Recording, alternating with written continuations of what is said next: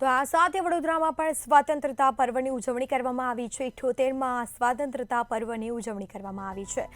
તો વડોદરામાં પણ ઉજવણી થઈ છે।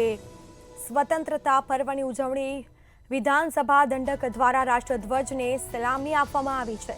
કાર્યક્રમમાં બાલકૃષ્ણ શુક્લા દ્વારા ધ્વજવંદન કરવામાં આવ્યું। રેલવે પરેડ ગ્રાઉન્ડ ખાતે કાર્યક્રમનું આયોજન કરવામાં આવ્યું હતું, જેમાં કલેક્ટર પોલીસ દ્વારા પરેડનું પણ આયોજન કરવામાં આવ્યું હતું। આ સાથે સાંસદ હેમાંગ જોશી, ધારાસભ્ય અધિકારી પણ ખાસ હાજર જોવા મળ્યા હતા। વિવિધ વિભાગોના કર્મચારીઓનું પણ સન્માન કરવામાં આવ્યું અને એક સાંસ્કૃતિક કાર્યક્રમ પણ રાખ્યા હતા। ધ્વજવંદન કર્યા બાદ બાલકૃષ્ણ શુક્લાએ સંબોધન પણ કર્યું હતું। કાર્યક્રમમાં બાલકૃષ્ણ શુક્લા દ્વારા ધ્વજવંદન પણ કરવામાં આવ્યું હતું।